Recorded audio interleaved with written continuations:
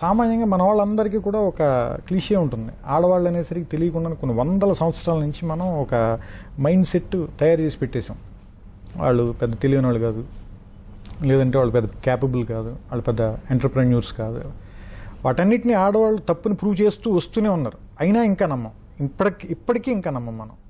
ఈ రోజుకి కూడా, అంటే నిజం మాట్లాడుకుంటే ఓపెన్గా ఈ రోజుకి కూడా ఒక గ్లామర్ కోసమో లేదంటే కలర్ఫుల్గా ఉండటం కోసమని నమ్ముతాం తప్పితే వాళ్ళే లేకపోతే ఆనందం ఎక్కడుంది జీవితంలో?